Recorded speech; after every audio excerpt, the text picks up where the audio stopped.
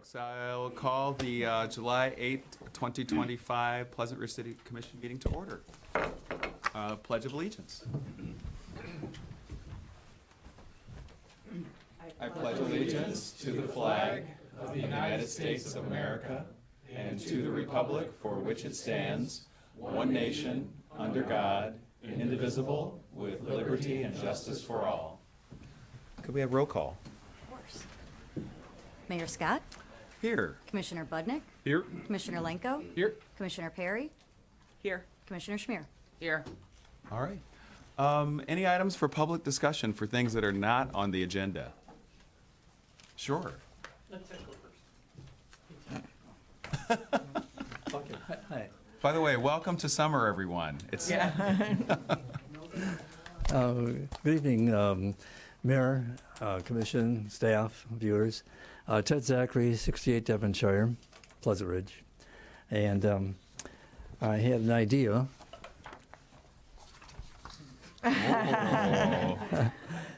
I like to use visual aids, as you could tell. It's about the electric bill. I'm trying to make it short. It's very complicated, but I'll make it short. They advertise to use less electricity between 3 and 7 because it's going to cost you more. And I was wondering, how much is it going to cost if I use a 100-watt bulb before 3 o'clock or after 3 o'clock? So kind of like in conclusion, I wanted to go into extreme detail. It was complicated. If you use it at the right time, you'll be saving 56 cents. Oh. I talked to per day? Or Yeah, Per month? per 1 hour of per running 56 cents per hour. a 100-watt bulb. That's a lot. Interesting. So That's real savings. it's I didn't realize how expensive that was. That's $2 a day. Pardon me? That's $2 a day. From 3 to 7. Oh, More than that. Yeah. so you would save a lot. You would save a lot of money to you. In other words, it does help to use the electricity if you have a choice. Use it before 7. Excuse me. Use it before 3 o'clock or after 7 o'clock. Ah, Okay, Thank you. I think that's about it. The last thing is I'm going to talk to Shawnee about getting this information real clear in the Ridger, because it's hard to explain. But if people saw it in writing, I think it would be easier. Okay, thank you very much. Thank you. Oh, by the way, Bright idea. you're right. Very good. How could I top that? Storytelling is going really well in Ferndale, and we're still meeting for American Sign Language since February. Just by the way. Thank you. Thank you. Thanks.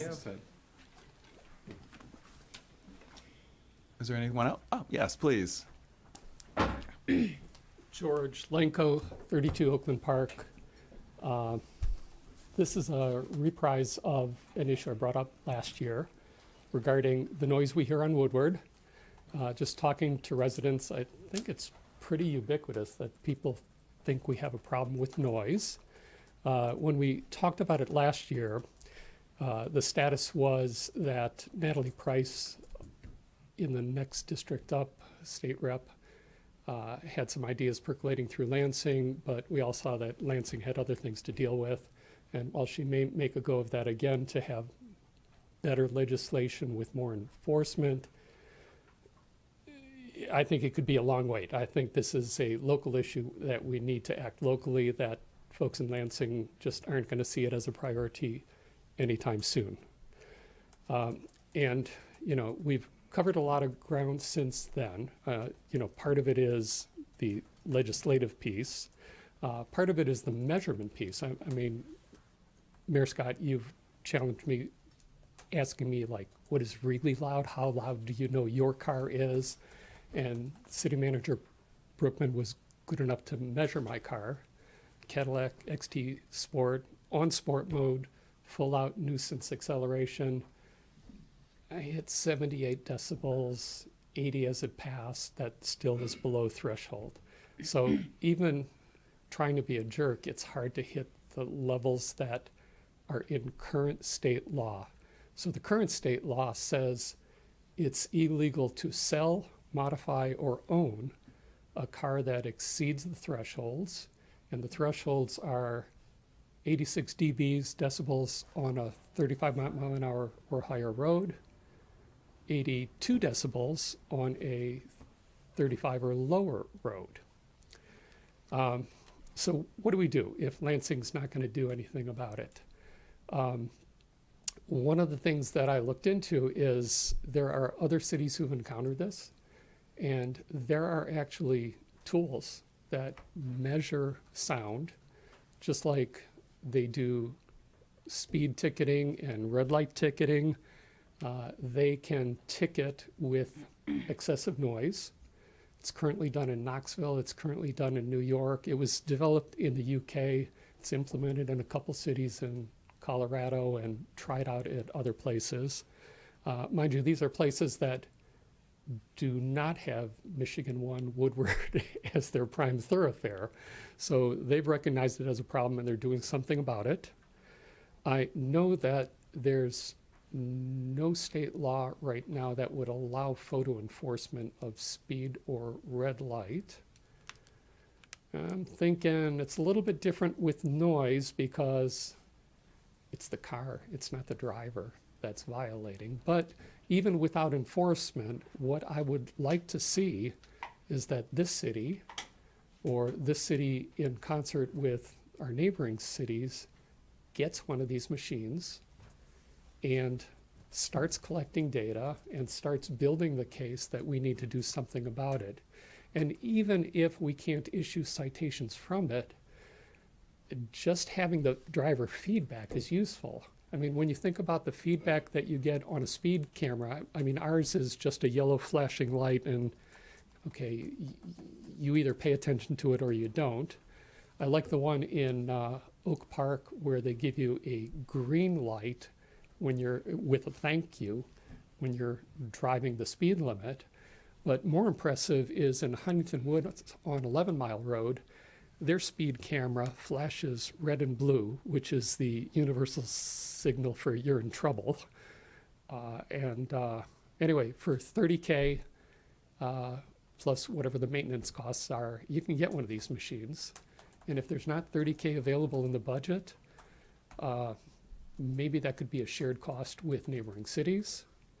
Maybe that could be something that the foundation supports.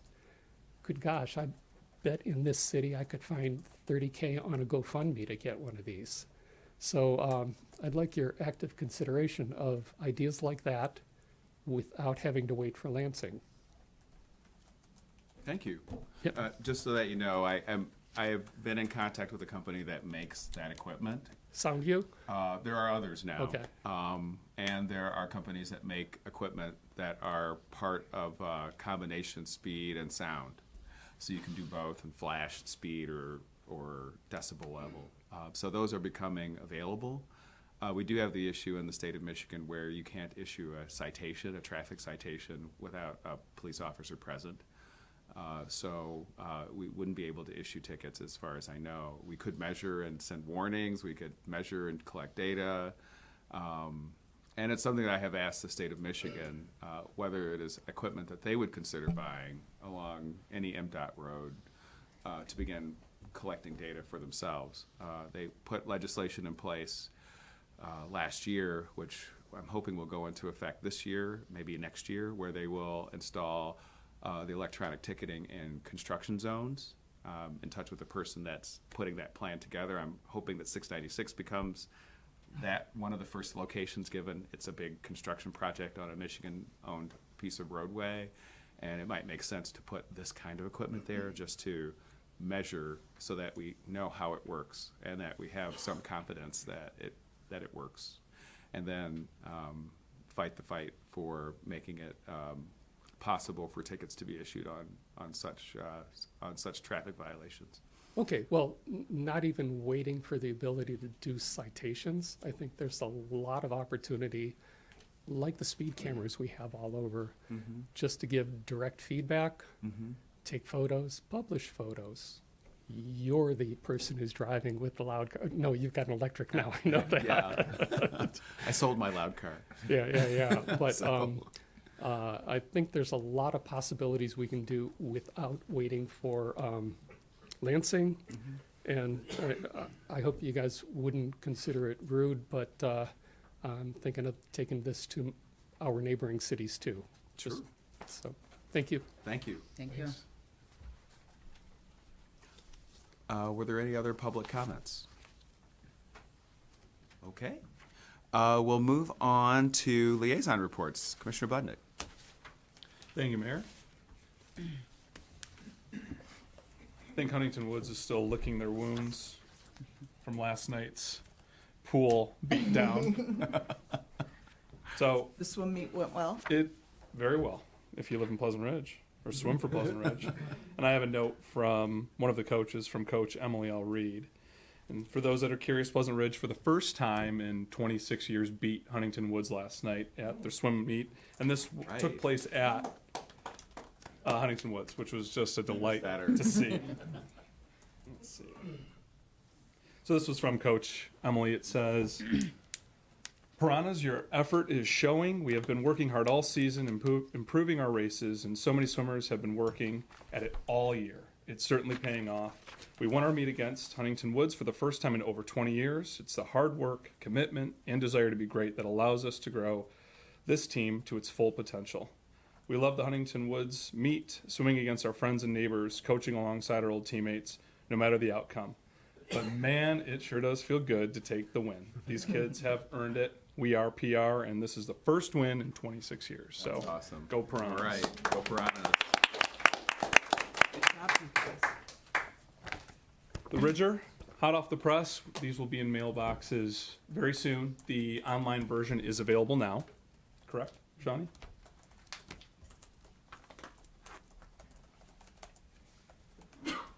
And the Rec Commission does meet end of this month, July the 31st, which is the last Wednesday for those that are interested in joining us. And a few last items regarding the Rec. The annual ice cream social is Wednesday, July the 16th, and that's on the pool deck. It's always a very well and fun attended event. This is free to attend. You got to be pre-registered though for those that are interested. And a big thank you to Robert Campbell for sponsoring all the ice cream. Oh, nice. Yeah. Next, we have Jazz Night at the Pool, and that's July the 24th from 7 to 8:30. The pool will open during the show. The band will be performing on the grass side of the pool deck, which sounds fun. Guest passes can be used for this event for those that want to bring some friends. And then also another classic, the 25 Summer Synchro Show, Pleasant Ridge, the musical. And the show date is July the 31st at 7 p.m. The cost to register is $55, and that includes a t-shirt, costume, pizza, dinner, and practices. Another fun one to check out. And then two last items. There's a teen trip to Cedar Point, so don't delay and register today. This is Friday, August the 8th. It's $100 for residents and $110 for non-residents. This includes transportation, admission, chaperone. Mr. Mayor, I probably need one. Must be at least age 11 and older to attend. And then finally, there's a Challenger soccer camp, and this is Monday through Friday, August the 11th through the 15th at Gainsborough Park, and this is co-ed, ages 6 to 14. So register. There's a link. Is that link on the rec page? So yeah, just take a look onto the recreation page and register if you're interested. And as always, the pool has been great for those that have been there. It's been packed. It's been going well from my managing of it in the water, juggling 3 kids. So summer is well upon us, and the rec department is busy as can be. Chaos at camp, all good. So I think that's what we have. It's exciting. Yep, you're welcome. And thanks to the rec department, it has been a fun summer already. All right. Commissioner Perry. Thank you, Mayor. The Arts Council will actually have a presentation on item number 8 of tonight's agenda, so I will defer any report to that. Our next meeting will be Wednesday, July 16th, 4:30 p.m. right here. But I'm excited with all of you to hear from the city manager and from Ralph Nunez, update on the framework for the Arts Council. Thank you. Thanks. Ferndale Schools, nothing to report at this moment. It's summer, so I'll come back to you when there's something to say. I'll move on to Commissioner Lanko. Thank you, Mr. Mayor. Similarly, light update, Planning Commission DDA will meet on the 28th of July in these chambers at 7 o'clock. So we have not had a meeting since our previous city commission meeting. But on the agenda, kind of sticky notes from the master plan would be the ADUs, the short-term rentals, and aging in place. Okay. Thank you. Commissioner Schmier. Thank you, Mayor. I have an audience, so what I'm going to ask all of you, or tell all of you, is that the Home and Garden Tour is this September 13th. It's always a really great event. We have 6 houses this year, possibly an additional garden, so it will be fabulous. But what we are really looking for are volunteers, docent volunteers. There is going to be an e-blast that is sent out later this week with a link to the sign up if you want to be a volunteer. It's also, there's a QR code in the Ridger, and also you can find it online, or you can reach out to me directly. But volunteering is great. It's a 2-hour shift. You get a discounted ticket afterwards, plus you get to come to the afterglow party at the end of the night. So it's really great. It's just such a great event, and volunteering as a docent is just a great way to participate. Again, September 13th. And beyond that, the museum will be open not this Saturday, but next Saturday, July 19th from 10 a.m. to 12. So it's a great time to go check out your house file, check out the history of Pleasant Ridge. And the Historical Museum will not be open in August because it overlaps with the Dream Cruise this year. So it will not be open, but if anyone wants to go into the museum at another time, just reach out. And that's all I have. Thank you. Thank you. All right, I think we'll move on to governmental reports. I know you have some pressing issues on the agenda tonight, so I'll keep it short. Just wanted to let everyone know, in case you haven't seen it driving around, our F-150 Lightning has come in. It is on the road. Some of our officers that were kind of hesitant about it at first. It's weird because all of a sudden I see them driving that more than any other car right now. So we're only a little over a week in of having all the equipment in, everything working properly, but so far so good. We'll see what the winter brings and how the battery holds up, but we're optimistic on this being a part of our fleet for years to come. So second thing I'm just going to say, lock your doors. When you go to bed at night, make sure your car doors are locked, make sure your house doors are locked, and you'll be seeing me soon for another agenda item. So, thank you. Thank you. Thank you. I think that's it on that. I think we'll move on to the consent agenda. Nothing to note here. I think it's just pretty normal. May we have a motion? Mayor, I move the consent agenda be approved. Second? Any discussion? Can I have a vote? Commissioner Schmier, Yes. Commissioner Lenko, Yes. Commissioner Budnick, Yes. Commissioner Perry, Yes. Mayor Scott. Yes, the motion carries. And now we'll move on to the Public Art Framework Plan. Yes, Jim? thank you. I will be taking us through a very quick overview of the plan. With us here is also Ralph Nunez, who is the author of the plan and who worked diligently on this, guiding us through the process. It was a year in the making with a lot of public input opportunities and events, and I think we ended up with a really great guide for ourselves as we look to start to build public art in the city. The plan and other information that the Arts Council has been working on is available on the city website at cityofpleasantridge.org/Arts Council, where you can download the entire plan. This is the map. This is locations throughout the city. There's 3 main places: Gainsborough Park, the Woodward Corridor, and then the Community Center, with also Hessel Park across from the former Lower or Roosevelt, as locations for public art. And you can see there's a lot of symbols on the map. There's a lot of different kinds of art: sculpture, murals, painting, wrapping items around town, and potential artwork. So there's a lot of possibilities. And so this is the graphic legend for the plan, where we have potential gateway entrances into the city, major ones along Woodward, secondary gateways along Woodward Heights, or other smaller entrances. These are just representative issues. It's not anything that's specifically proposed for any of those locations. That's what the Arts Council begins to work on. This is a framework plan, so we're not recommending any specific pieces. It's more just organizing our efforts. Sculpture, murals, art wraps, even things like earth mounding and landscape in our park areas, particularly potentially in the Woodward Greenbelt, to serve as a backdrop for potential art and to complement the open green space feel of the Greenbelt parks with just a little extra something. So gateway improvements, the plan discusses some potential concepts for what those might look like. The photo at the bottom is a practical model that Ralph made with some items I think he had laying around the house. It's on display for limited time in City Hall. But this was playing off of the ridge element in the city logo. The city shield is curved to represent the ridge in Pleasant Ridge, and then that carries through.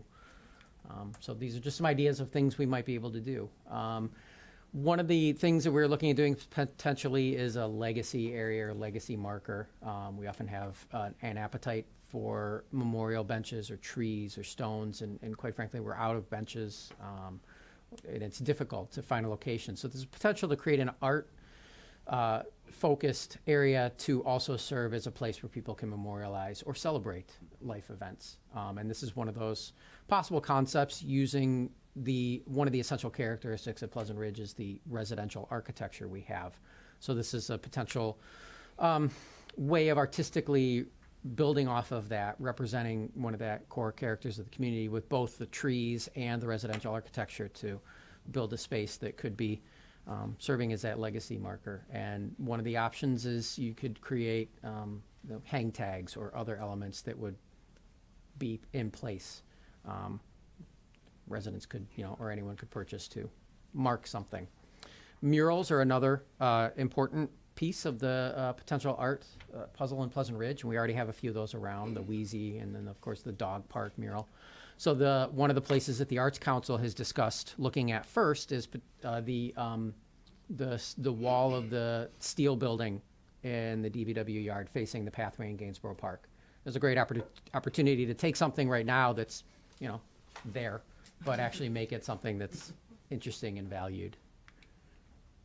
And then these are some concept sketches for the landscape area in the Greenbelt and how we take that and start to build in earth mounding and potentially some stone walls.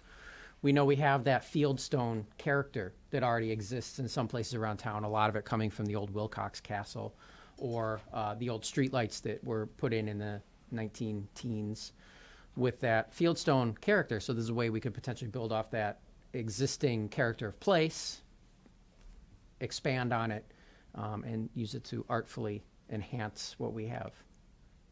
So that's just the very broad overview. I encourage you to have a look at the plan itself. There's a lot in there, and Ralph has done a fantastic job. There's a ton of value and work that went into that plan that reflects what we heard from the community as we went through it. So the Arts Council approved this at their meeting in April. We're just asking the City Commission to receive and file and offer any comments or feedback you have on the plan or the process itself. Before we turn it over to you guys, though, I know Ralph wanted to say a few things as well. Good evening. Sorry, I've got this cough that's driving me crazy. It's not COVID, so everyone's safe. I was at the doctor's today. I first off, I've been in business for about 45 years. And you always remember your first project, which I do. You remember your largest project or largest fee, which I do. But this project goes in my book as the best project. This is near and dear to my heart. Being a visual learner and growing up with deficiencies in school, visual arts was my gift that I got to be able to be successful in business. And so this project, though, the fee wasn't there. Trust me, Jim knows. I would have done it for free, but I had to pay a couple people. But and we stopped doing timesheets after the first 3 months of the work. So this has been a project of love. We worked hard. We've met some great people in the community, the Art Council, some of the members people that were here as far as on that. And it was and the kids. I had 86 of them. as far as to do designs for the projects as well. But it's really and truly near and dear to my heart. Jim knows me. He has my phone number. So anytime you have a call, you need something, I'm available. But I just really appreciate the opportunity to work with this community. I've done a number of projects, and this is one of my favorite communities. If you have any questions, I'd be more than happy to answer, but I know you got a lot of stuff to deal with. No worries. Any questions for him? No Thank questions. you. Yeah, Yes, thank you. for your work. I mean, we really appreciate the passion that went into it, and it really goes to the entire Arts Council. It's really shows in the product. As Jim has said, I recommend everyone go to the website and see all of the detail. And I can't wait to start seeing some of the things just pop up around town. It's easy to take for granted the value that art brings to a community. All I recommend people to do, just as a quick look, imagine 9 Mile Road 5 years ago and today, and what it has done for Oak Park. It has transformed that little section of 9 Mile, just having art along the road, and we can have the same impact here, so I'm really excited. I think it can have a better impact. Yeah, yeah. Yeah. All right. Thank you. Thank you. Thank you. No, Ralph, I just want to thank you also. The Arts Council, it's like you really helped like keep bringing people together, and like you like opened up very broad topics, and brought us from very like being all over the board to helping just take us on a journey through the city, and it really is. I appreciate made it. a huge difference. to be able to Jim get to this. helped direct me in the right direction. I know Patrick, you're not supposed to be doing design. The artist is supposed to do that. It's all a journey. And if I was quoted at one of the ULI meetings from one of the sponsors that if I don't draw, I can't talk. Yeah. And so it's like, guys, Exactly. I have to draw. I heard this. This is what came out. I saw this. This is what comes out. So, yeah, the idea concepts are, again, ideas. It's thoughts that came from visiting with the people. It's things that I saw based on my experience, and it's got me motivated as far as doing art. I've gotten, since September, I've been in 5 art shows. I've had 3 art commissions. Wow. And and going strong. So, That's great. Well, thank you. all right, Thank you. take care. Thank you. Thank you. And I just as a coda before we move on, the Arts Council, we stood this up. The foundation helped fund the Arts Council. We haven't seen any art in town yet, but that's kind of intentional, just because the idea of this process was so valuable. Because art, I mean, it means very different things to very different people, and you can be talking about the same thing, and 2 people have very different ideas in their heads, even though you're using the same words. So going through this process and actually teasing that out, looking at all the drawings, going through all the examples, has helped to, I think, focus our efforts for where we want to go and what we want to do. And now the Arts Council has been discussing what projects we want to do. And I think the overall thrust of what the Arts Council has decided is that it's quality, not quantity. And we want to make sure that, fast is slow, but slow is smooth. And it's making sure that we move intentionally so that everything we do is high quality, unique, not just, And meaningful. meaningful. Exactly. So we're working on implementing some things now. So I mean, now we get to the really exciting part when we start to see all of these things that we've worked on for so long come together. So Cool. It's very exciting. I guess we need a motion. So, Mayor, I move that the Public Art Framework Plan be received and filed. Second? Maybe take a vote. Commissioner Perry? Yes. Commissioner Lenko? Yes. Commissioner Budnick? Yes. Commissioner Schmier? Yes. Mayor Scott? Yes, the motion carries. All right, congrats, Arts Council. Yes. Thank you, Arts Council. All right, police ordinance amendments. yes, tonight we have the public hearing on the proposed police ordinance amendments. We reviewed them at last month's meeting. Rob, did you want to say anything about these, or? I can do another quick brief review for people if you'd like. Won't go as in-depth as last time, but this is gonna allow the police department to move a little bit more efficiently. When we arrest a person, or we would normally request a warrant, we We have to take the person into custody, we have to call the prosecutor, we have to get in front of a prosecutor, explain what we have. Prosecutor reviews it, gives us a warrant. It's not a warrant until it's signed by a judge. Then need to take that piece of paper, get in front of a judge, explain the facts of the case, testify to that. The judge, if they agree with it, they will sign the warrant. After that, then the person can get arraigned. Having these ordinances, we don't have to go in front of the prosecutor and in front of the judge. We can simply write a citation and either give that to them at the scene or send it to them later, depending on what the circumstances are. The 5 ordinances that we're speaking of this evening are operating with a high blood alcohol content. It's already a state law. All of these, this one's already a state law that we already use, but it's one of those ones where we have to go in front of the prosecutor, see if they'll issue it. It gives higher penalties for if you're over a .17. If you're over a .17 and drinking and driving, that's pretty substantial. The second one is resisting police. That too is a state law. It's one that we don't encounter often, but when we do, we usually go to the prosecutor, ask for that charge. Third one is hindering police by false identification. For years, our agency has had people try to give us bad names, give us bad licenses, give us their friend's license. We always used interfering with police. I would rather have it a more clear charge because while they are interfering with a police investigation, this one is absolutely what they were doing. They're hindering by false identification. Third one is one that we haven't had, and this comes in for some of our retail places. We don't have a retail fraud ordinance. For retail fraud, when they're stealing stuff out of the store, we would have to go to the prosecutor. What I'm asking for is a fail to pay for goods and services. Not only is this going to be for our retail establishments, but it also could be if somebody picks someone up in an Uber and they cancel that as they're driving away. It's some type of fraud that they're trying to create. We can just give a fail to pay for goods and services. And then the final one is a catch-all that I discussed last month. It is for all state law misdemeanors. So if we don't have something that's more of an obscure thing that we don't encounter all that often, we can use this. It's a catch-all. The nice part about that is if the legislature comes up with something a few years from now, we don't have to go back and ask you again, hey, could you make another ordinance so that we can use this locally? It's already there. Do you want me to go into parking as well since we're here? It's all one. So those are the 5 ordinances. The other ones are for amendment of current ordinances for our parking. The fine schedule needs to come in front of City Commission and have that voted on. It's not something that we can just update the fee schedule from year to year.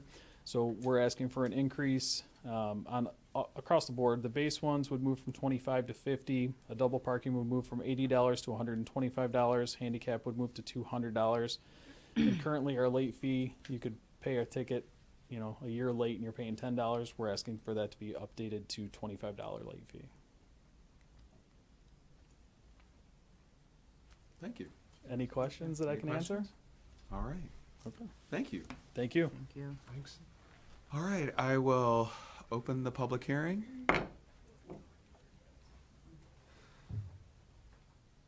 And going. Closed. Can we have a motion? Mayor, I move to approve the amendments to Chapter 42 and 70 of the Pleasant Ridge City Code. Second. May we have a vote? Commissioner Lenko, Yes. Commissioner Schmier, Yes. Commissioner Budnick, Yes. Commissioner Perry, Yes. Mayor Scott. Yes, the motion carries. All right, let's move on to short-term rental regulations discussion. The main event. Yay. Short-term rentals, it's been a simmering item for a while. Currently, we are aware of 6 that exist in the city. Some are more active than others, but we've had a few instances recently which I think brought this issue into sharper focus. So this is intended as a discussion. City Attorney Need is here and has also prepared a memo, which is in the agenda packet, outlining some of the abilities and limitations we have under law to regulate these and some of the main considerations. The question really that faces us is, what do we want to do? And if we want to do something, what exactly and how do we want to go about doing that. So before we move to implement any kind of standards, I thought it'd be good to have a discussion with the community about the issue and about where the commission stands, and if you had any guidance or direction to staff and the city attorney as we look at this issue. So some of the main in the agenda summary, mine, not city attorney needs, some of the considerations are that we could look at doing our limitations on the number or location where these are allowed. Greg's letter goes into some detail about, do we have the ability to ban these entirely? And that gets to be more difficult because you start to get into some exclusionary zoning considerations. There are methods we could use to blunt the impact of not being able to ban these everywhere, but to only allow them in certain locations. So we can talk more about those potential approaches. But some of the other standards we could look at are limitations on the number or location of short-term rentals. So limitations on the total number, a limitation on concentration, some sort of separation requirement between them, or if they should only be allowed in certain areas or zoning districts. The permitting process, there's different ways we could do this. Licenses could be administratively approved, or they could be issued by the city commission or even the planning commission. Then there's other considerations. Renewal periods, should they be renewed annually, every 2 years? So along with any regulations comes enforcement, and there's a cost for enforcement, of course. So licensing fees are one thing that can help defray that cost that we now incur to enforce the ordinance. In terms of revenue, there are limitations. City Attorney Greg Need has gone through those in his memo. But license removal, one thing that we've heard a few times are variations on the theme of revoking licenses based on some criteria.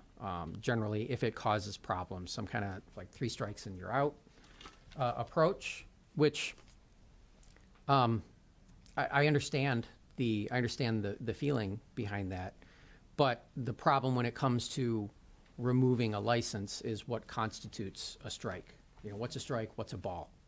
And who makes that determination? And then, you know, when we're talking about licenses and, you know, investment-backed expectations behind, you know, what there is a revenue stream from this, that can become challenging. Personally, I'm not comfortable if that would be with that being a staff determination, because I don't think one person should be deciding whether you have your license pulled or not. So that would have to be something where, and plus that's really gets to be a discretionary decision. So that should probably go along with a discretionary granting of licenses at a public body. And then administration and fees. Again, regulating rentals is the amount of time we spend regulating rentals versus the number that we have is high. Mm-hmm. And it's difficult because, well, it's not a rental, it's just my friend that's living there. So chasing down those kind of disputes with property owners about what is and isn't a rental, and what it's a rabbit hole that can sometimes be a time suck. So enforcing these is something we have to think about, how we're going to do that effectively, how we need to craft our regulations, and what kind of tools and other resources we'll need in order to do this effectively. So those are thoughts I have from thinking about this issue for quite a while now, and what we might end up doing. And Greg, did you want to highlight anything in your memo before we open the discussion? Sure, just very briefly. I think Jim did an excellent job of summarizing the issues that are present. There have been a lot of ordinances that have been proposed and enacted in the last few years. This whole short-term rental has kind of exploded statewide. The problem for a city like Pleasant Ridge, though, is that most of the existing ordinances are in vacation areas, lakefront areas, and those sorts of operations. And so what works there isn't necessarily something that's appropriate for a primarily residential community like Pleasant Ridge. So we gave you some options and some recommendations if you do want to go forward as to what the city could do. I do agree with Jim on the whole permitting revocation process. I don't think it's appropriate to delegate that to an administrative official because there is discretion. And the courts have said that you have a lot of latitude when you initially grant a permit. But once somebody has a permit, they have a property interest, the courts have said, in that permit, and you have to follow due process to have it revoked. You have to have specific standards, and if there is any kind of leeway or gray area or discretion, that's best before the legislative body like the commission and not the city manager. So that's, beyond that, I think Jim did a great job summarizing it, and certainly I'll answer any questions anybody has.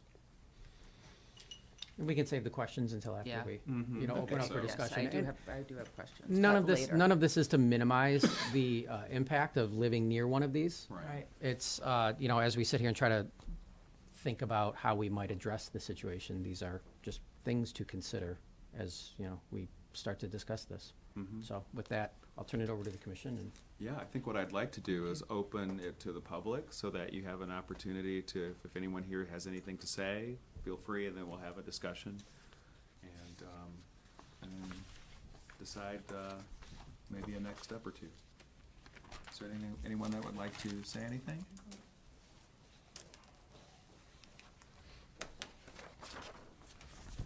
Sure, I'll be the King's Cup bearer. Okay. Commissioners, Mayor, thank you for your time and thank you for calling this to everyone's attention. Sorry for the usage of the phone. This is an abridged version of some details that I sent to you earlier today, Mayor Scott. And just for everyone, if you've not, just give your name and address, so. That was next on the agenda. Josh Bartlett, representing obviously myself, my wife Meredith Karikas, and my son Julian Bartlett at 7 Fairwood. Again, thank you for the invitation. This is an abridged version of personal experiences with 5 Fairwood, sold by longtime PR resident to Cash for Homes investors in summer 2023. She was a lovely lady, by the way, who left shortly after we moved in early 2022. Shortly after renovations, placement on the short-term rental market, we had our first major incident, a break-in and 36-hour occupancy with loud partying with minors allegedly involved, resulting in police action March 2024. Neighbors reported another incident shortly after in July 2024, arguments and fighting in the street, 4 a.m., 6 a.m., again resulting in police action, as well as contact to the property manager. The most recent major incident involved another late-night party and extended altercation on the front lawn of 5 Fairwood, spilled into the street, threats, screaming, running, at least 3 vehicles involved, and allegedly a firearm in play. This again prompted police action, multiple calls to the station. As the police cruiser arrived, I personally witnessed one of the vehicles fled the scene by jumping over the median at the end of the block into Barb Romolo's parking lot. The cruiser followed, but no word on pursuit or arrests. Within the last year, the property has been listed for long-term rental, but significantly above market rate, so they're not able to move it. So the owners continue to maintain it on short-term availability, listing the property for short-term on a short-term platform called Evolve. I believe that's the name of the platform. When I spoke to the manager after the April incident, he indicated that Evolve is not as strict at vetting renters. That may have contributed to incidents, and he said he would move the property to either a Rent Direct or a more reputable platform like Airbnb or VRBO. Since April, there has not been an incident of note. Throughout its existence as a short-term rental, 5 Fairwood has consistently seen parking and moving violations, wrong side of the street, double parking on the correct side, blocking the sidewalk, excessive speeding, etc. This has also resulted in police action, though I'm not sure how frequently. I will say, obviously, there is some reticence to, it seems to be, for the city to act on this because of legal hang-ups, etc. And I understand that. But even without further incidents at 5 Fairwood since April, it seems based on past experiences and recent events at the other Pleasant Ridge short-term rentals, it's not a matter of if, but when the next major incident will occur. And whether or not short-term rentals are a good idea for the city or they should be permitted is obviously up for debate. I'm guessing, as we've heard tonight, to some degree it can't be prevented. However, if they're permitted, they need to be held to a higher degree of accountability than they currently are. If they're sticking around, I suggest something along the lines of what was mentioned earlier. Consider regulating the properties based on necessary police action. If people are committing crimes like breaking and entering, then, I can't think of something like that that wouldn't be considered a strike, at least as we term it. whether it results in police action or some other measurable aspect, hold them accountable when incidents occur through fines or revocation of permits. I'd prefer, since they already have 3 strikes in our estimation on the block, that we install a 2-strike policy. Finally, the potential long-term effects of short-term rentals on in Pleasant Ridge are also worth examination. How do they influence the fabric of the neighborhood, removing long-term residents and active members of the community? Does Pleasant Ridge want to be a community of kind, caring, engaged neighbors, or one of small business interests masquerading as homes catering to transients? For our safety and protection and the overall well-being of the city, we deserve some answers. Thank you. Thank you. Thank you. Thank you. Any others? Okay. Rob Sack at 8 Fairwood, talking about 5 Fairwood. So yes, so on 2 of the occasions, that home had windows punched out. One was, I think, a break and entry. I'm not sure of the specifics, but windows were punched out, windows, shades were busted. There was damage. People in and out all night. The one that Josh talked about with firearms, supposedly. We have young kids on the block. I don't. Josh does. It's terrible. So I have talked to the owner, or one of the owners of the property. His name is Bossum. He's always very, very nice and explains that he follows through on every rental to check out who's renting it, and he tries to vet them the best he can. Well, it just shows you can vet them all you want. You don't know. He doesn't know who's really going to show up. In the case of Kensington, what the story was is that somebody rented it for their kids to have a party. I don't know if that's true, but the owners said they vetted and kept an eye on it. But you can do all you want. You can't control it. And as far as the cost, in my opinion, the homeowner should be charged for all the police service, especially on 5 Fairwood, because that's not a one-time off. That's been 3 times so far. And I don't know if you can increase the period of time on a short-term rental to, say, a week. Maybe that would deter some people. I don't want to hurt any business owners, but that might turn some people away looking for a weekend party. That was just it. Thank you. Thank you.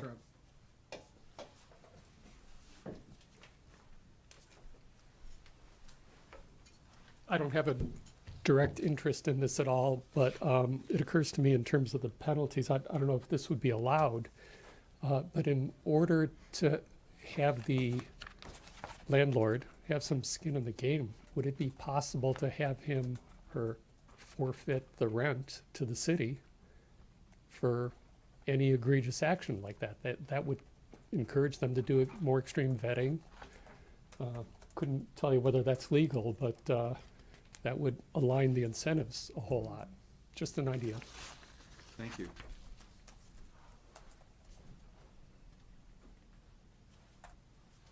Any others?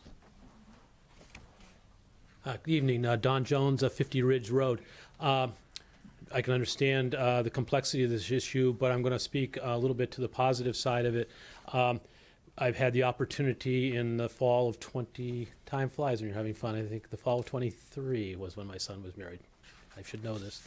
The fall of 23, and here in the metropolitan area, and we rented the Kensington, the Cunningham unit, and was able to bring my family in from throughout the country, that they could come here to Pleasant Ridge, be within walking distance of our house, and it was a great asset to and to the community, because as you all know, there is no hotels or motels or other places where family members can stay in Pleasant Ridge itself, that they could walk to our house and be part of that celebration that was going on.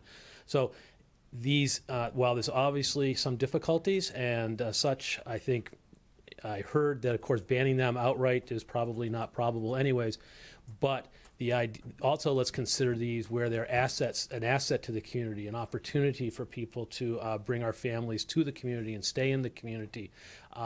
For us, it was wonderful. We're hoping to do that again for celebrations. We also know there'll be times when we need to bring our families for times of sadness. And again, where they can be here in the community with us for that is something that's very important.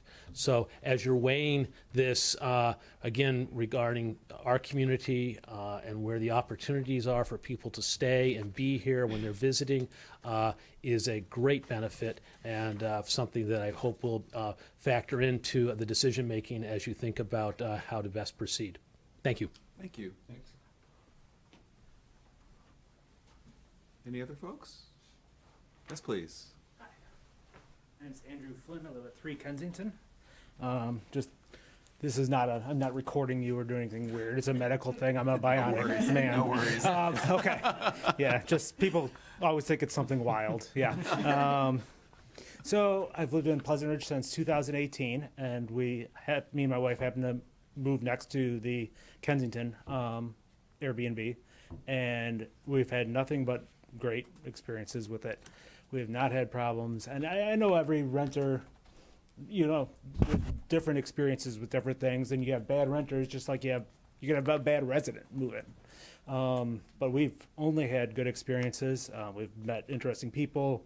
There's been neighbors who have had family come by, and it really just hasn't been a problem for us. And I'm also not worried about it changing the fabric of the city. We're not Lake Tahoe. We're not Orlando. This is never going to become some sort of short-term rental dystopia. There's only going to be a few ever. And I am worried, though, about the repercussions of trying to ban certain things.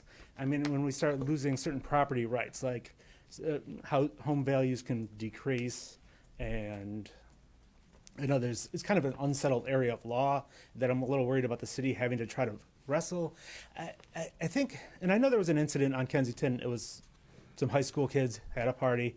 It was dealt with faster than any high school party I've ever seen within my life. The owner was there. The police were there, as always, doing a great job. The Pleasant Ridge police are excellent. I understand that there's problems and they need to be dealt with. But I think we have mechanisms to deal with them already in place. We don't need to do anything drastic for something that's that can be addressed in a focused manner, as opposed to throwing a wide net out for something that, and I agree, everyone's going to have a different experience, but I just wanted to say that our experience has been a pleasant one. We love Pleasant Ridge. We love our neighbors, including the Airbnb, and I just wanted to come out here and say that tonight. Thank you. Thank you. Thanks, Andrew. Thank you.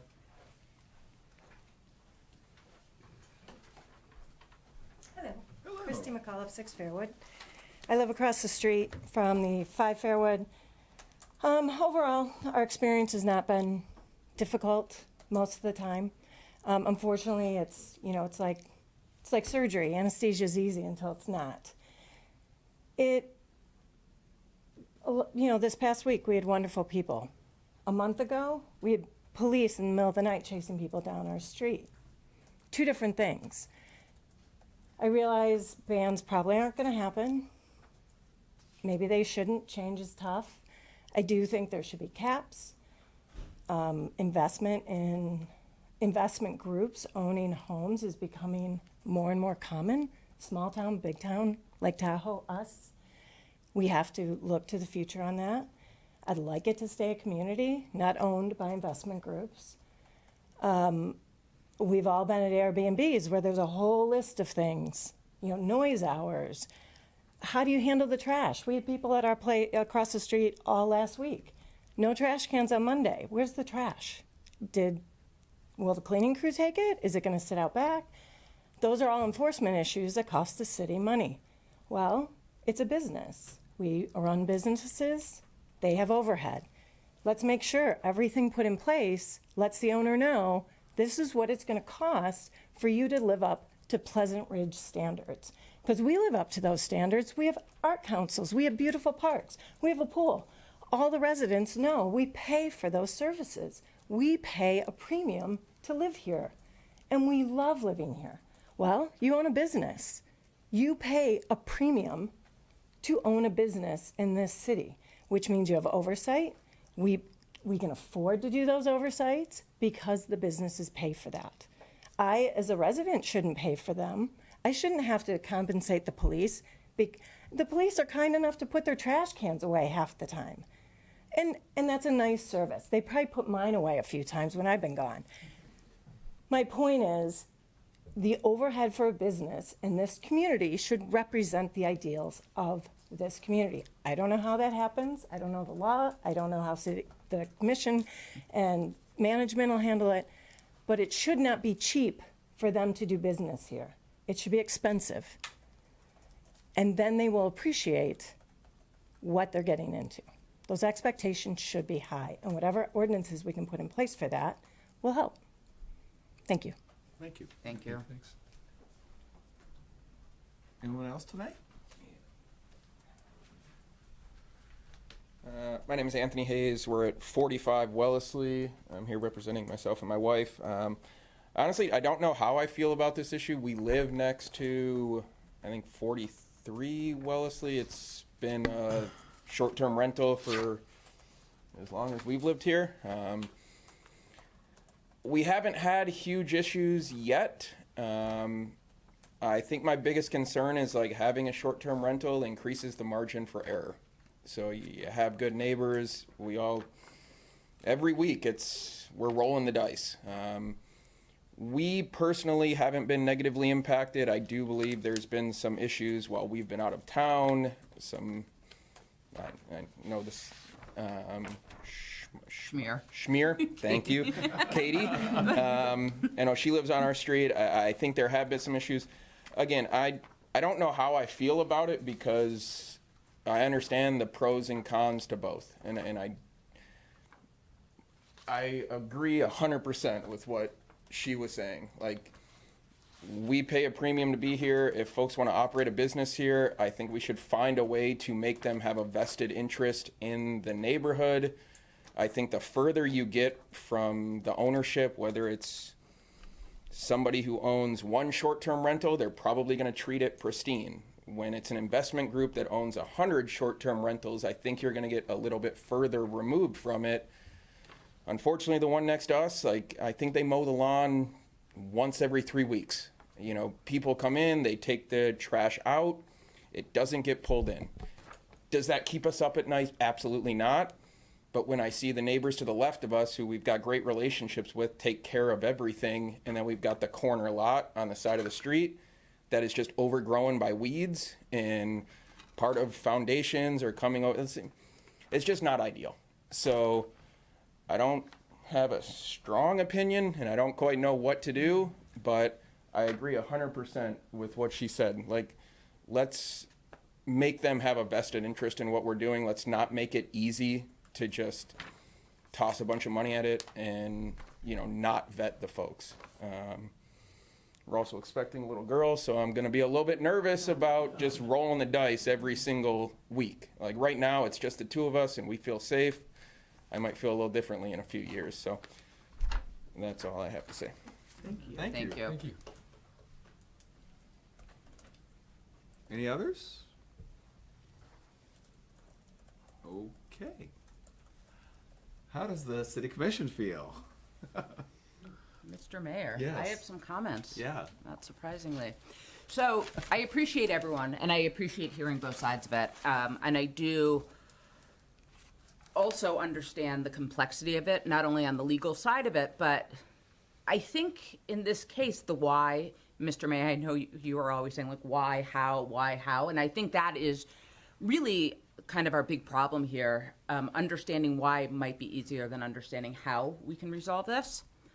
For me, I think personally that we do need increased regulation, and I've taken a lot of notes. But I think, we have a few reasons for this need for regulation. I think it's disruptive to the character of the neighborhood. Having people come and go, transient, does affect, I can't figure out, I just can't see tonight, sorry.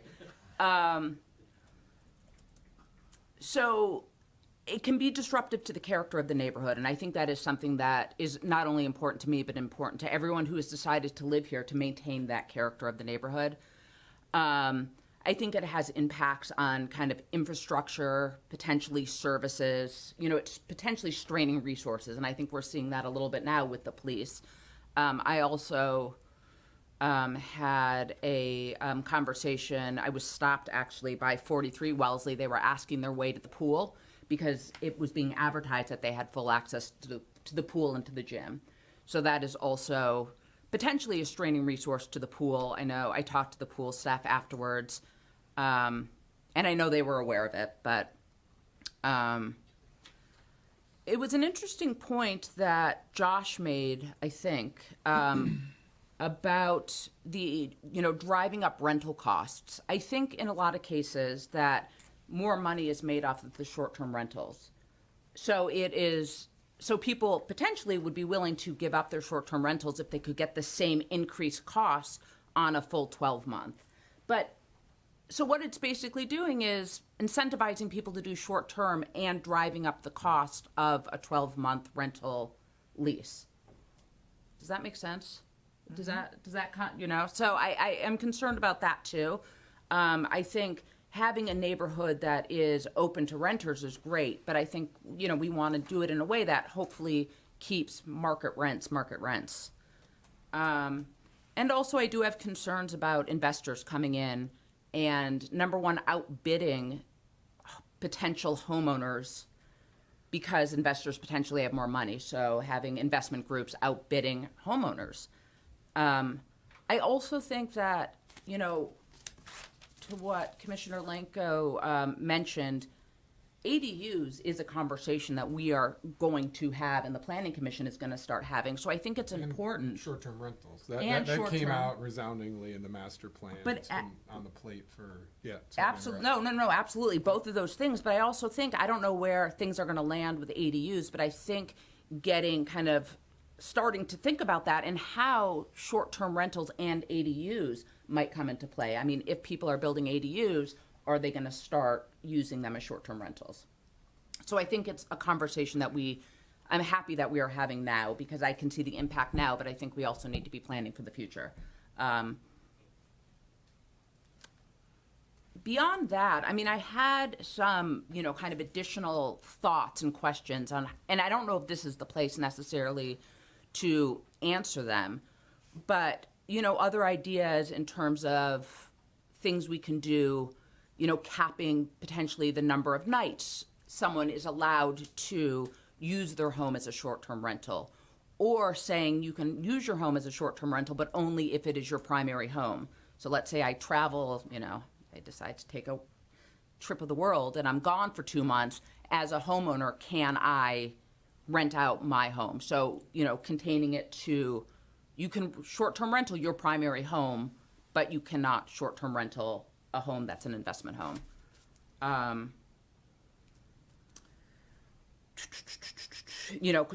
Again, capping number of occupants, and potentially, putting a minimum night requirement too.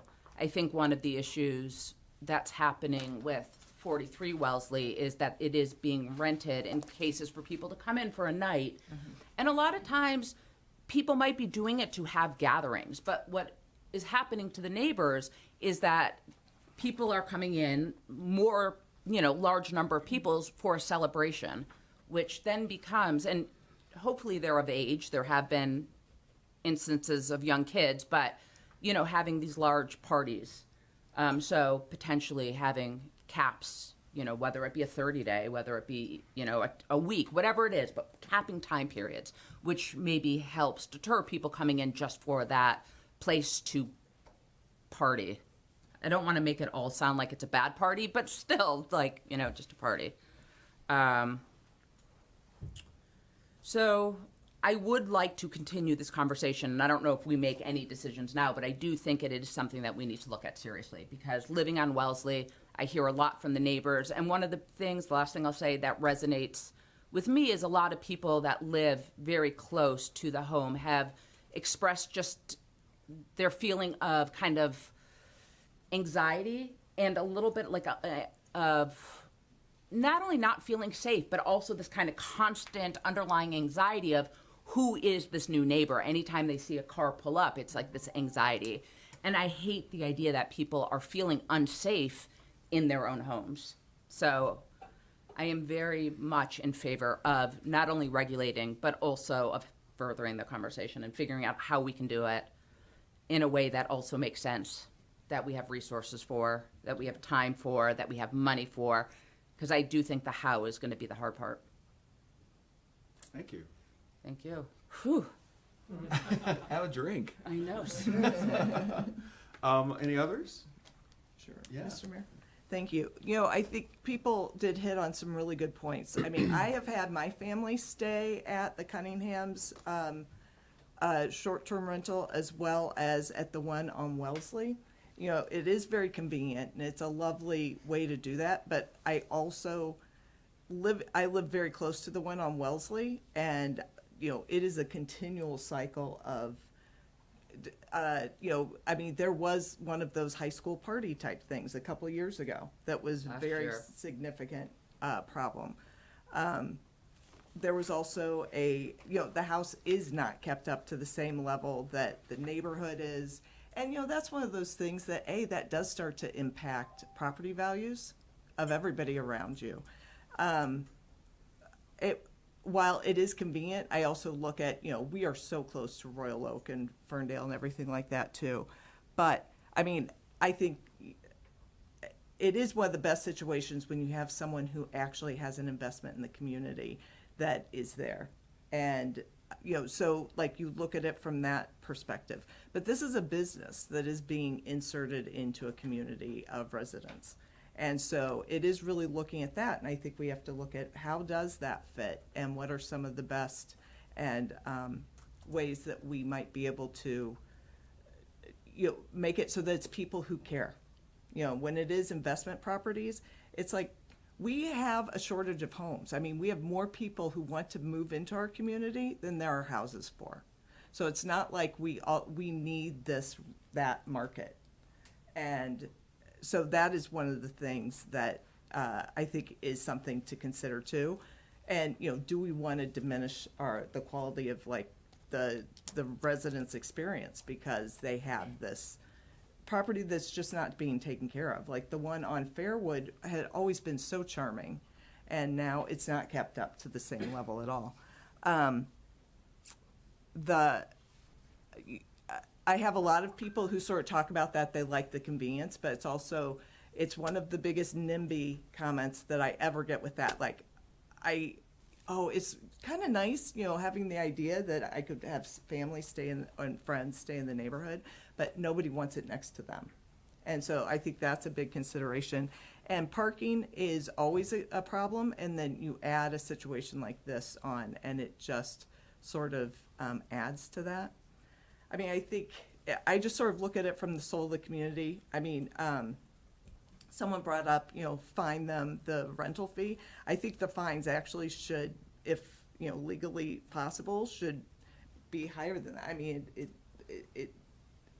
if, you know, if we are looking at fines and things like that, I think it has to hurt more, because you want people to take serious consideration of the business that they're doing. But I don't know, I just think it's very complicated. I think there are a lot of things we still have to look at. I don't like it.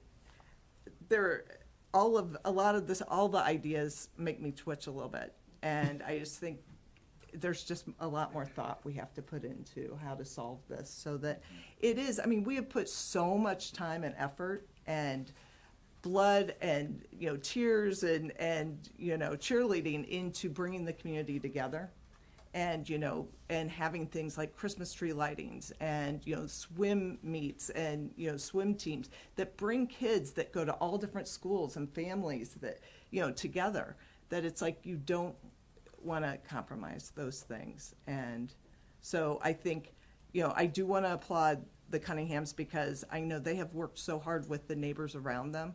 A very sweet family across the street. She is like, she will always say just glowing things, even though as she's saying something that's a little bit of a problem, but she loves you guys so much. So, you know, I know you, it's like you want at least people who care. You know, it's, you have to, you know, so I try and consider all of those things. There are other things, but that's just, I just think we have more thinking to do on this. Yep. To add on to what Commissioner Perry just said, I think that's actually a really good point also, where you see the difference between someone who's invested in the community and, say, an investment group that's not And an invested. investment in Right, the that's community. not invested in the community. And you see how, you know, the same kind of business is being run very differently. And so how are we able to move these to the model of we care about the community? Because, you know, we do have examples on both sides of it. Any other thoughts? I agree with the conclusions that this requires a lot more thought and consideration. Also, we don't want to be a test case in a lawsuit either, so we need to be considerate of this as well. But no, I think, yeah, it's a mixed bag.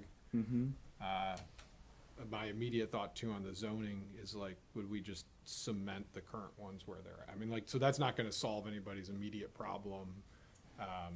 Depending on how that falls, there's, I don't know, a whole vast, I mean, remember, was it Matt Damon or Brad Pitt who stayed in the neighborhood? Like, they're not, like, Yeah. if you have a big house over here, maybe. I think it was like, Ben Affleck. Yeah, right, like, so, like, And it was Royal Oak. I was not there. okay, but like, but the idea is that like, I mean, to what I think it was Andrew said about like property rights, like we want to be kind of, I don't know, cognizant of this as well. So I know this is a topic that's been on people's minds for well over a decade. It came out in the master plan, something that the Planning Commission and DDA is also taking up. So I would also recommend to provide all that information, all this information to them as presented. Let them cook. Yeah, it's interesting. So definitely not to, as Jim started, not to diminish how people feel about these homes being near them, because it's probably not what anybody expected when they moved into their house to have a home next to them where the people are moving, are changing more regularly than you would, even if it was just a normal rental. And that every once in a while you might have a bad rental experience. It's kind of like, I mean, how many times have we had a meeting in here where we've talked about it just takes one car driving down Ridge Road at 45 miles per hour to make Ridge Road feel like a speedway. So it's not different than that, really, in my mind, where it doesn't take a lot of incidents for people to be uncomfortable. So there's something that we will probably need to do in the way that we do our ordinances or policing to try to manage that uncomfortable feeling that people have, and Safety. beyond safety, just that I think what Katie said was just this anxiousness. You know, even Yeah, if but I nothing think- happens, people might feel a little anxious Because about of- the yeah, variability of it. And because of because it's a Right. crapshoot, right? It's a crapshoot. Yeah, it's a little bit. And even if it doesn't happen frequently, more than zero feels frequent. So I think there's something we have to do to deal with that. Something that honestly hadn't crossed my mind until this evening is that this is probably an issue for us to take up along with accessory dwelling units and through the planning. But you can tell me if you'd like some direction sooner than that, and or whether we would like to carry it through that path. It just hadn't occurred to me until this evening. Personally, I think as we start the accessory dwelling unit, it's a parallel track. And I think we can specifically address the short-term rental question in accessory dwelling unit standards that we adopt. I think that's a bigger discussion of, do we want to allow accessory dwelling units to be used as short-term rentals? And I think as a starting point, I would propose no. That could be changed in the future, but I think that's a feature of the accessory dwelling unit ordinance. And we have a lot of things that the Planning Commission needs to discuss and talk about in terms of what those accessory dwelling unit standards look like. What do we allow? But I would start with, we can permit an accessory dwelling unit, but we should also not allow them to be used as short-term rentals to begin with. So that can be a contained feature of that ordinance, while we also talk about this broader Jim, would you, setting aside the issue of accessory dwelling, would you prefer that the planning commission take on the topic of short-term rentals? I don't think so. I think that's a better issue kept at the city commission. Okay. Yeah, I do too. I've just, yeah. Yes. Okay. So is it all that you need from us to say that we'd like to request of you some changes to ordinances, or? No, that's not enough. I would like a workshop, I think. I second that. Yeah, get it. I think in my mind, I think we all need to come to a clearer idea, and I don't know if we all agree or not, but a clearer idea of what we ideally would like to see happen, to then even see if it's possible to make it happen. So I think I certainly, on my side, would like more clarity on at least a path forward, or what we think might be the best path forward. So I would like a workshop, personally. Yeah, there's a broad range of ways we could handle this. So why don't we schedule a workshop then? Okay. And then we'll, we've heard everyone, we know that this is an important topic. I think we'll schedule a workshop so we can put it all on the table. And then I imagine we'll come back to meeting with what we've discovered. Mayor, Does that work? Sure. Yeah, no, that totally works. I just had a couple comments before Yes. we end this. Mm-hmm. Yeah, I'm definitely a bit torn. I just looking at some additional data to what the mayor and commissioners and a lot of the residents have added. This is a data sheet of all the issues that were called into the police for the various rental properties that we're talking about. And I would challenge anybody to look at your neighbor that is not a rental and see if you had the same amount of calls into them. Is it a parallel? My guess is no. I could think of anyone on my street, and I've never called the police once, and I don't think any of them have ever called the police once on anyone else. That said, I think that's definitely a discrepancy, and that's something very much worth diving further into. And I mean, there's no recourse there's recourse when you have someone that has a vested interest, like you mentioned the Cunninghams. They're a Pleasant Ridge family, and they take great care in their property and who is there. That's just not ubiquitous throughout the community. So the bigger groups that are managing these, it's a different ballgame, and I think we need to discern that. It's not going to be easy. This is very nuanced and complicated. That said, this is just simple data that I'm like Aaron and Pete and Scott and Kaylee have never called any of these things on, or anybody on Elm Park. So that's certainly something, and there's just no recourse when it's a big company. There's recourse when you have a neighbor that owns the home. Right. When you could talk to Keith or Colby Cunningham and say, hey dude, Right. this happened. Let's talk about this. How can we help prevent this? Well, and I think the interesting point of it's like personal property rights or whatever that people are expressing. It's like, at what point is it impeding your neighbor's property rights? The rights of them to enjoy their property, and so it's just looking at all those things too. But I think the police report situation is a very black and white. And there have been, police called to residents' homes, but not to the same degree. So we know that there's just a difference. It's just difference. Yeah. And it's different when you know the people next door. It's just different. Right. So, I think that's probably what we'll just have to deal with as we talk through this further and determine how we craft whatever we craft. I don't know what that will be yet. I agree with everything that has been said so far tonight, and we'll take it to the next step. And I would add, Mayor, that I rarely get pulled aside. I've been pulled aside more than ever. It's empirical evidence, aside from Right. neighbors here tonight. It's definitely percolating. So it warrants further discussion in my mind, for sure. For sure. Well, and it is the thing that I get those secondary calls like, will you asking me to call the police on it, because people don't like to call the police. Yeah, it's an interesting thing They're about. very upset. It's an interesting phenomena in Pleasant Ridge that, as a general rule, we really do like our neighbors, and so when something odd happens, it isn't usual that you'll call the police on them. So that's we understand that. It's in our mind right now as we think about what we'll do to manage these, so.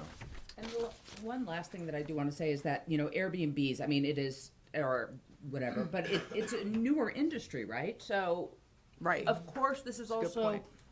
a newer problem that does, I mean, it's still new, but I think the other importance of us dealing with it now is, my fear too is that it just continues to grow. Yeah. And so I think, talking about it now and kind of coming up with a plan in this changing world, that's going to be constantly changing, but at least trying to Right. address it. No, I, It's that's like a really other good things we've point. had to accommodate. Yeah. Absolutely, but things Yeah. change, right? Things and change. this was not something that Right. 10 years ago, and probably not even 5 years. I mean, it's just growing. Over 10 years. Yeah, I just think it grows. It's growing in accessibility and popularity, and Right. when people go away, Yeah. and my guess is more people do house rentals now than hotel. It's a different conversation, and it's a growing conversation. As Mr. Jones brought up, there aren't a ton of hotels there. I mean, there's the Hyatt now in Royal Oak, but Yeah. there's not a lot of options that way. Yeah, no, I mean all of it is. Again, But it's growing up here, there were no hotels. They're just, yeah. you got where Monty's is on, hotels on A lot of people stand there. Yeah, seriously. I think it still is if you want. Yeah, right. I think you probably still can stay there. Right, but to that point, it's a changing industry. It's a changing world. Royal Oak Motel. It's Spain for sure, Sevilla or something. It's also a changing real estate market too, in Sure. terms of who Right. are now coming in and buying houses. Right. So all of it points to the fact that good conversation to be having, important conversation. Do you have what you need, Jim? Schedule a workshop. He's like, yes, I do. Okay. I think that's it for this topic then. Why don't we go on to the we're down to city manager's report. Yay. Always my favorite. I would be happy to answer any questions you have. Nothing? It's July. It's July. Any questions for Jim? So you've been working so hard on the water infrastructure stuff, and I have so much empathy for everybody going through it, and I do believe infrastructure is not for the weak of heart. No. And it is a very hard thing to go through, and we have over 100-year-old stuff in the ground that is a treasure trove of surprises. That's a euphemism. And so how's it going, Jim? Christmas every day. Excellent. No, it's really hard and Oakdale's almost done, great. believe it or not. So, I this got it. time, in 2 weeks, the actual construction part will be done. Wow. Yes.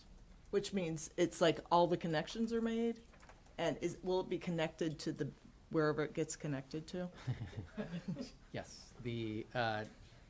Tomorrow it's getting connected to West Cambridge, and then the only remaining connection is to the 10-mile water main. Okay. That's proven to be a little more challenging because the 10-mile water main was a few feet further to the north than we thought, which is requiring some additional engineering work underneath the sound wall. Oh. And also road commission for Oakland County permits and other things that we didn't think we needed initially. So, when you start digging around underground, things aren't always exactly where you think they're going to be. But as of this Friday, all residents will be connected over. All the lead service lines will have been replaced Wow. as of this Friday. So That's awesome. we're almost there. And so once it's connected to the 10-mile one, that's when water shutoffs should stop, right? Like Correct. them needing to Correct. do. And different as, steps. yes, we've had a lot of, unforeseen circumstances and issues arise in the last 23 hours. But yes, at this point now, the Oakdale water main has been connected to all Woodside, Kenburton, Elm Park, Hanover, Norwich, and East Cambridge. Okay. So all of those connections have been made at this point. So the remaining connections will impact some residents still, but a very limited number. And when that 10-mile connection is made, we believe it should only impact the people north of Woodside, where the shutoff would be at Woodside Okay. Park. So we've had, yes, we had some shutoffs break. Both of them broke on Hanover, so we had to dig up the street and replace, Norwich? Norwich. It's an ongoing Yeah. ongoing pleasure. We thank everyone for their patience. Thank you very much, because I know it's hard. This is why it hasn't been done before, and it is big, and thank you. 22 to go. Piece of cake. Maybe. All right. Yeah, we're done. It's 4, we're done. Any other business? I'm going to circle back on break rules. Circle back on short-term rentals. Again, appreciate everybody for coming tonight. We know other communities have taken a long time to come to a decision. I think collectively, we don't want to take a year to work on this. We'll come to some decision faster than some other communities around us. So you've been heard. We appreciate it. We're going to move on this. Yeah. Okay. I have one other thing. The Porch Sessions is coming up. It's going to be August 23rd, and it'll be around town. You'll start seeing signs and things like that, so it'll be a fun day. So mark your calendars. It's a Saturday. Yeah. Social Club's having a White Orchid Party. What is it called? Lotus. White Lotus Party. This is how much Netflix I watch. HBO. HBO. How much- Even more. Do we know who's going to die? I mean, the new I season think was they kinda have the weird. pina colada. Yeah, listen. Yeah. Oh well. We have suspects. We have suspect. All right. I think we're ready to adjourn. Anything? All right. I move we adjourn. Second? Second. Done. Thanks, everyone. Thank you. Thank you.